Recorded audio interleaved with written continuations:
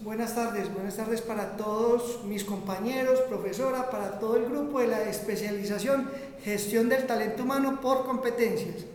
Hoy estamos reunidos, este equipo colaborativo integrado por el señor Miguel Ángel Rojas, Ángela Botero, la señorita Luz Doriela López y yo, Johan Sánchez, para exponerles el tema propuesto en la actividad por la profesora Lady, que es el sistema de seguridad social en Colombia.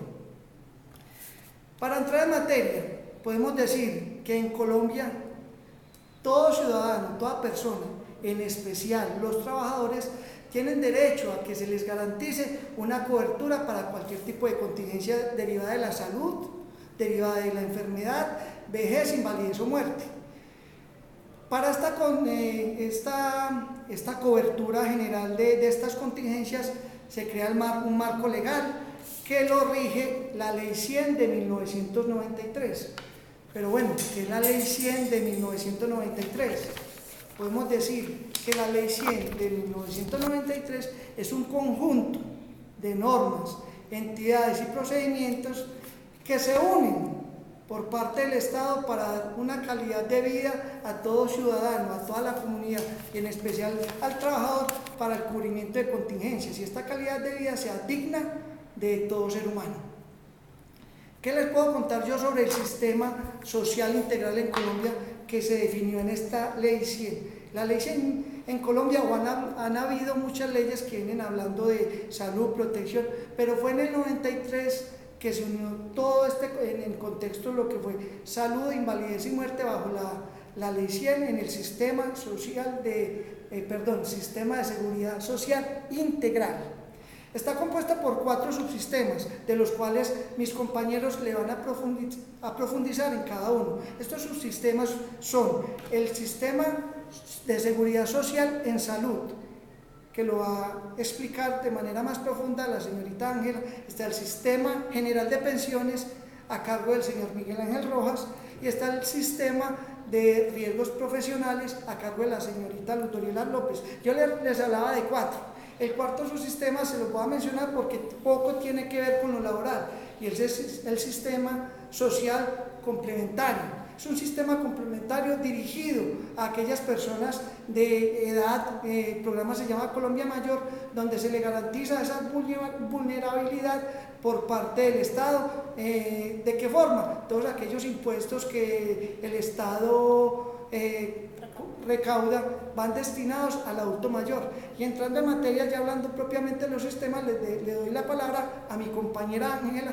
para hablarle del sistema de seguridad social en salud.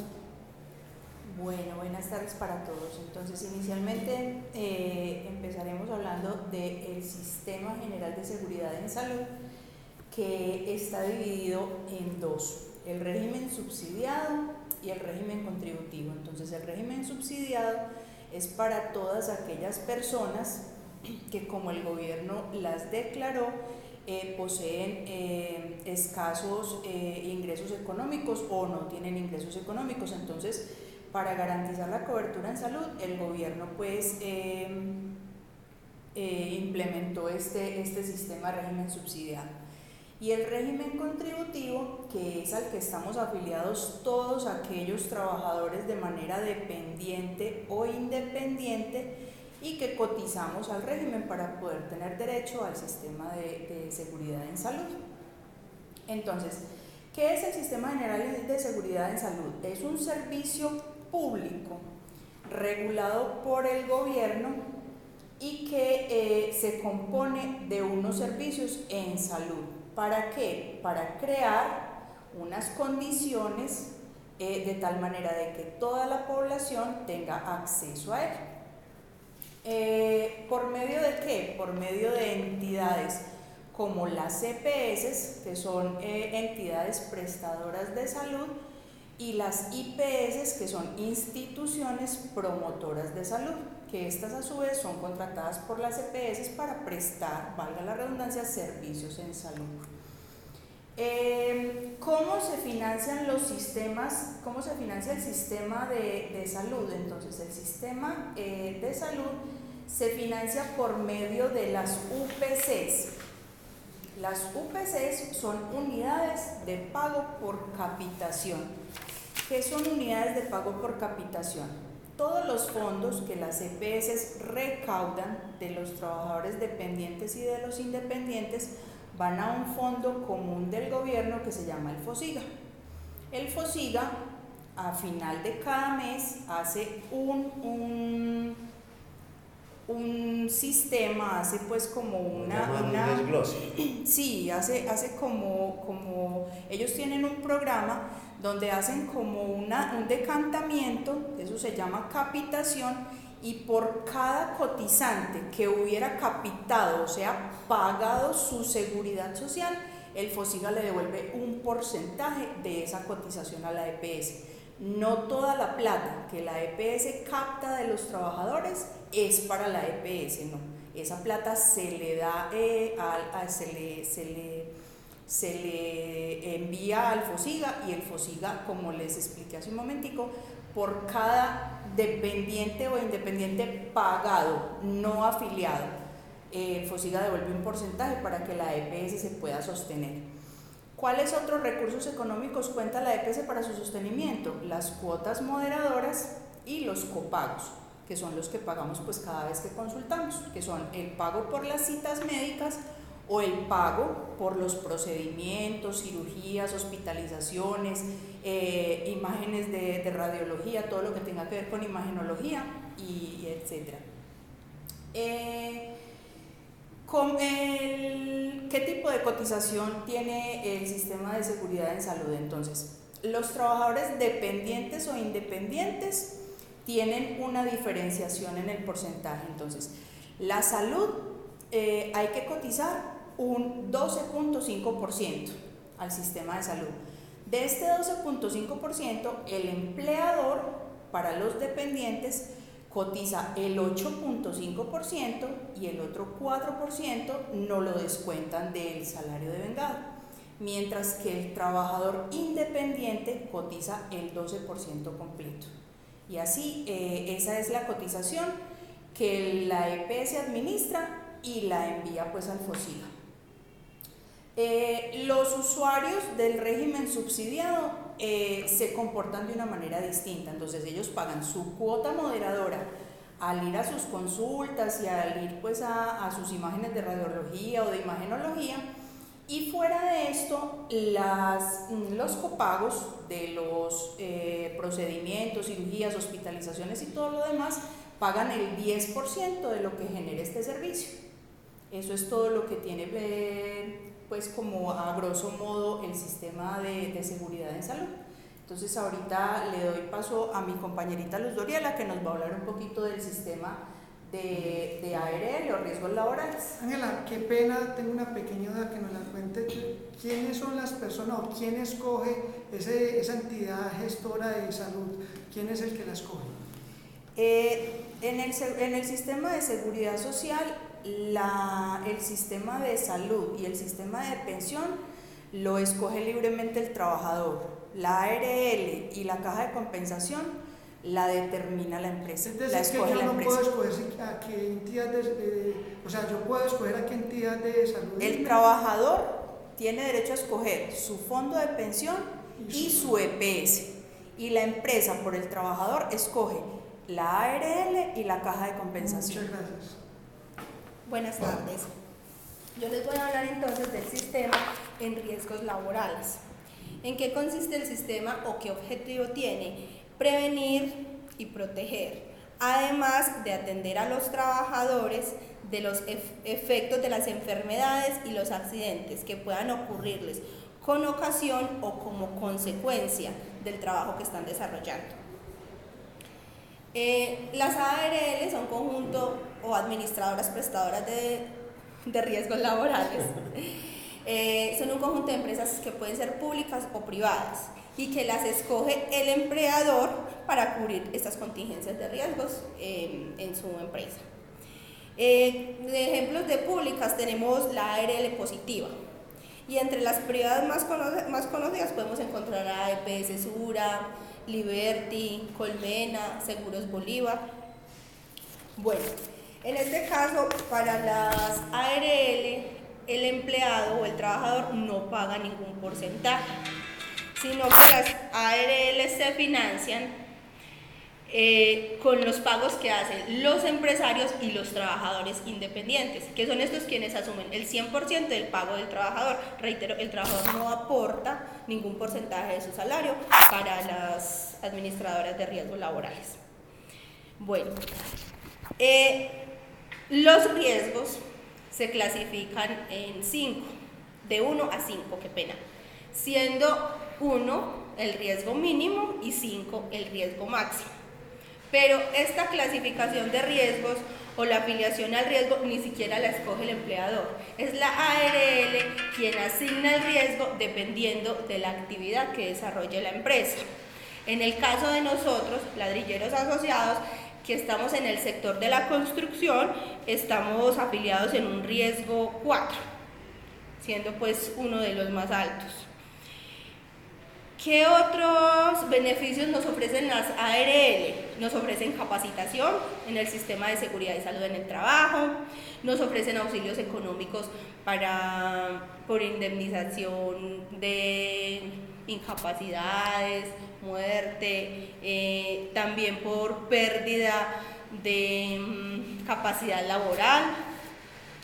Y también nos pueden pensionar por este tipo de cosas, por pérdida de capacidad laboral, por muerte. Pueden también pensionar a los beneficiarios del empleado que tuvo como esta consecuencia a causa de su trabajo. Esa es la diferencia, digamos, con las EPS, que las EPS son enfermedades de origen común, mientras que las ARL son por consecuencia de la labor que realiza el trabajador. Muchas gracias. Le doy paso a mi compañero Miguel Rojas, que nos va a hablar del sistema de pensiones. Muchas gracias. Buenas tardes para todos. Buenas tardes. Muchas gracias. Bueno, está hablando de los sistemas que estamos mencionando. Entre el sistema que vamos a hablar es el de pensiones, que tiene como efecto garantizar a la población el amparo contra unas contingencias. Una contingencia es la vejez. Ya todos sabemos pues que algún día vamos a cumplir ese requisito. Otra contingencia es la invalidez y otra contingencia es la muerte. Mediante el reconocimiento de que se hacen el cumplimiento de estas contingencias, mediante las pensiones. De las pensiones, ¿cómo se toman? Las pensiones se toman por la vejez, que ya las llamaremos jubilación, o por invalidez.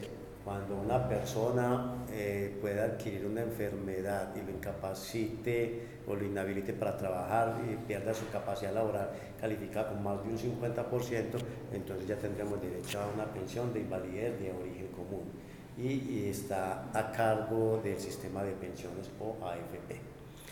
Y en el caso de la muerte, pues a las personas que se mueren no les pensionan, pero si hay pensión de sobrevivencia para los herederos, o sea, para la esposa o para los hijos.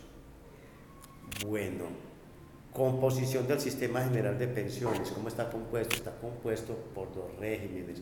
Está el régimen solidario de prima media de prestación definida.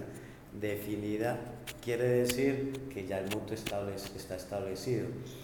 Está establecido que el régimen público Colpensiones, que es el de este régimen solidario de prima media, pensiona con los aportes del 67% sacando el promedio de los últimos 10 años. Obviamente esto tiene una pensión máxima del 67%, podemos subir hasta el 80%, que sería la pensión máxima, siempre y cuando coticemos unas semanitas de más al régimen. Y el régimen de ahorro individual con solidaridad de carácter privado, y es operado por los administradores de fondos de pensiones y cesantías, que ya pues todos conocemos mucho lo que es el famoso Porvenir, el famoso Colpensiones, Horizontes, y creo que por ahí habrán otros ahí y otros que ya han salido del mercado. Esos son los fondos encargados de administrar las pensiones de forma privada. Vamos a ver cómo funcionan estos fondos,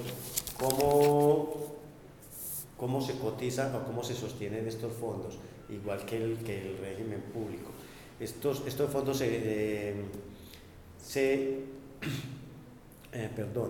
estos fondos se sostienen con los aportes que hacen los empleadores y que hacen los colaboradores del 16%. de los salarios que devengan los colaboradores. En compañía cada uno, el fondo se sostiene con el 12% del salario que lo paga el patrón y el 4% que lo pagan los colaboradores del salario devengado en el mes inmediatamente anterior. Y de las personas independientes, porque las personas independientes también cotizan al fondo, pero ellos cotizan en forma global y universal todo el aporte total, que es el 16%. Los cotizantes independientes entonces tienen que pagar el aporte total, pero no sobre los ingresos recaudados, recibidos en el mes anterior, sino que tienen un tope que sería sobre el 40% de esos ingresos. Obviamente esos ingresos no pueden ser inferiores a un salario mínimo. La ley lo tiene estipulado así, entonces ya está en la instrucción, está en la norma, que la persona que se entra a ser independiente ya estudia la norma y puede hacer sus cotizaciones. Si usted de pronto alguna pregunta, me gustaría que pronto nos quede en el tintero, que no explicando los temas y de pronto se me va yendo, pero si ustedes caen ahí, me gustaría que de pronto la pudiéramos ampliar. Muy claro todo. Muy claro hasta el momento. Te sigo avanzando, ¿listo? Gracias. Ahora, ¿cuáles son los requisitos para obtener las pensiones? Vamos a hablar del régimen de solidario de prima media con prestación definida, Colpensiones. Entonces, en ese régimen de Colpensiones prima media, la edad es 62 años para los hombres y 57 años para las mujeres, con 1.300 semanas cotizadas. No tienen que ser continuas las semanas, puede ser discontinuas. O sea, son 26 años de servicios que hay que cotizar al sistema. Y en el régimen de ahorro individual, la edad es la misma si nos queremos pensionar con este sistema, porque el régimen individual sí maneja otras características. Entonces hablemos de esta. Por edad, cuando los hombres tengan los 62 años y cuando las mujeres tengan los 57 y tengan 1.150 semanas cotizadas. O sea, 150 menos que 150 menos que el régimen público, tiene esa gabelita. Ahora también podemos tomar otra modalidad de pensión en el régimen privado. Es sin importar la edad y sin importar las semanas. Obviamente esto lo podrán hacer gente que tenga mucha capacidad de adquisición de dinero, unos salarios muy buenos, porque la norma dice que debe de tener ahorrado en el fondo 110 salarios mínimos para poderse pensionar. Entonces ya teniendo 110 salarios mínimos, que es una suma muy imposible para unos y muy posible para otros, ya escoge la modalidad y el portafolio, porque ellos manejan unos portafolios para poderse pensionar. Entonces está en los portafolios, se habla de la renta vitalicia, donde dice, si con ese capital que yo tengo, quiero recibir mi pensión de forma vitalicia. Entonces, ¿qué hace el fondo? Listo. Se estima que usted va a vivir después de la pensión, de cumplir la edad, o cuando quiera pensionar, 30 años, o 40 años, o 25 años. Entonces le dividen todo ese capital en esos años que se supone que va a vivir, y se le dan mes a mes como su mesada. Obviamente, si se pasó del plazo y no se murió, se quedó sin pensión, porque escogió una modalidad. La renta vitalicia, el capital hasta que muera, y la otra es con prestación programada. O sea, yo programo lo que voy a vivir. Yo hay nada más 20 años, diríame el capital en 20 años. Entonces le dividen en 20 años y me le entregan. Yo lo quiero vitalicia, le dividen el capital en renta vitalicia. Obviamente los montos van a ser diferentes, porque es el capital dividido en unos meses estipulados.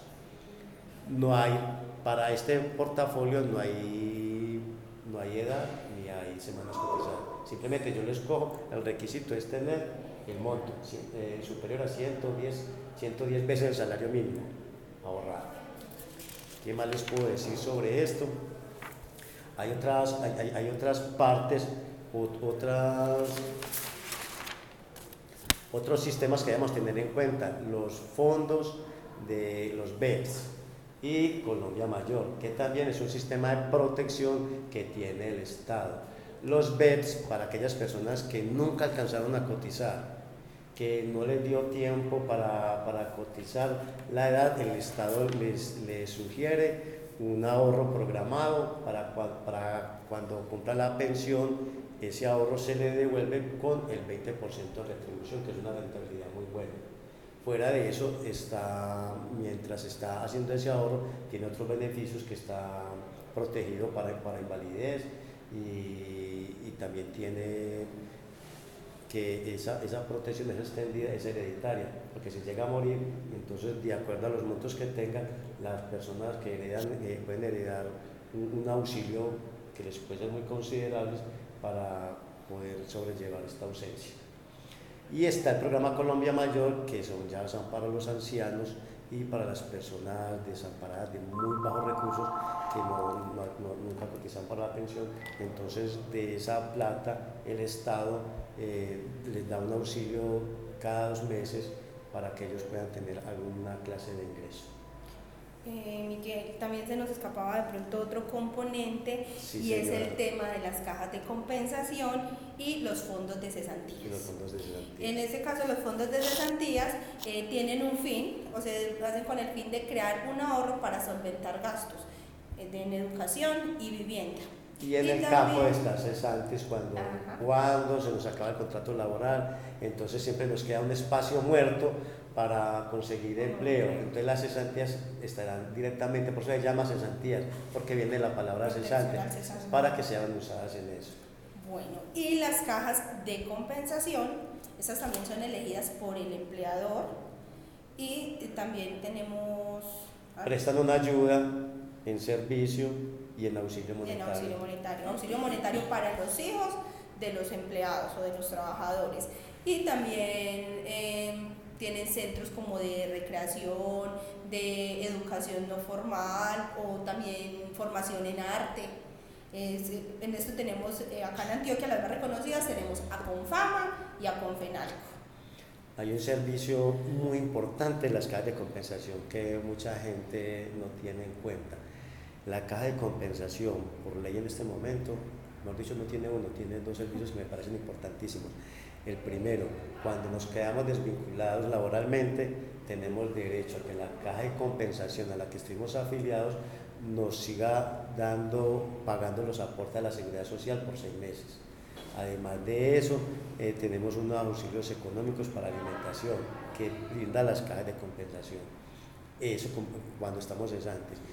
Y otro beneficio que también es muy importante son las ayudas económicas. Cuando estamos cotizando, cuando estamos afiliados, para mejora de vivienda y para adquisición de vivienda. Son programas muy buenos que muchas veces la gente los obvia, no sé por qué, si será por pereza, cree que es inalcanzable, pero es mentira, es alcanzable, y ya conozco de mucha gente que ha adquirido su vivienda con auxilios de la caja de compensación, que son muy buenos. Yo he escuchado que han dado auxilios que van desde 11 millones de pesos, que era cuando empezaron a dar los auxilios, hasta ahorita que dan hasta 25 millones de pesos para adquisición de vivienda y para mejoramiento de vivienda. También he visto familias que han sido favorecidas con esta ayuda económica y les organizan la vivienda a los cotizantes. Dentro del sistema de seguridad social también debemos hablar de los parafiscales. Sí. ICBF, SENA y ICBF y SENA. Sí, me parece muy importante. Si lo quieres ampliar o lo amplío. Ampliar. Bueno, y muchas gracias por la connotación, porque sí es bastante importante. Primeramente, en un tiempo todo el mundo pagaba los parafiscales, todas las empresas pagaban parafiscales. ¿En qué consiste ese servicio? Servicio Nacional de Aprendizaje SENA. Del valor de la nómina, la empresa, los empresarios, del valor de su nómina mensual, tenían que aportar al SENA un 2% del valor de la nómina. Y para el Instituto Colombiano de Bienestar Familiar, el 3%. ¿En qué se invertían esos recursos? ¿O en qué se invierten? Porque ya está tomado de una forma que ya les explico. El 2% para la educación, que es lo que brinda el SENA, y para las ayudas económicas para las personas que patrocinan el mismo SENA y les ayuda con los auxilios cuando el estudiante del SENA no consigue quien lo patrocine sus estudios. Entonces todos los recursos tecnológicos que tiene el SENA, todas las edificaciones, todos sus docentes, todo eso era con ese 2%. El Instituto Colombiano de Bienestar, pues ya usted lo conoce, es un instituto a nivel nacional que brinda la protección a la infancia. Y todos esos hogares, toda esa alimentación, todo eso iba con el 3%. Hoy en día hay una ley, cuando salió la ley del CRE, entonces muchas empresas les quitaron ese aporte a parafiscales porque los pagan por medio del impuesto del CRE. Entonces de la nómina quitaron esa parte y lo cobran por otro lado. Igual se sigue pagando, de forma diferente, pero sí. Cabe aclarar, compañero Miguel, que estos llamados parafiscales también son o están a cargo del empleador. Solo el empleado. Solo el empleador. El empleado no aporta ningún porcentaje. No, eso es una carga laboral para el empleador y que de verdad pues en Colombia da muy buen resultado. No sé si en el lugar del mundo habrán países con esos aportes, con ese servicio, pero aquí yo creo que ha sido muy importante. ¿Alguna pregunta a ustedes? Esperamos Muchas gracias que el a tema haya sido muy bien explicado y sobre todo entendido por ustedes. De todas maneras, profesor y compañeros, van a estar unos compañeros en la próxima clase aclarando cualquier duda, cualquier interrogante que ustedes tengan sobre el tema y que con gusto podremos ampliarlo y darlos a conocer para ustedes. Muchas gracias, hasta luego. Muchísimas gracias y felicitarte. Hasta luego. Yo creo que quedó más largo que el anterior. Sí. Es que yo le di a usted cortico, eso se llama Sí, es que yo vi mucho bien, no, es que en realidad es cortico, pero 27. 27 minutos. segundo que sí. Me deben media hora. No, los otros 4 minutos fue 22.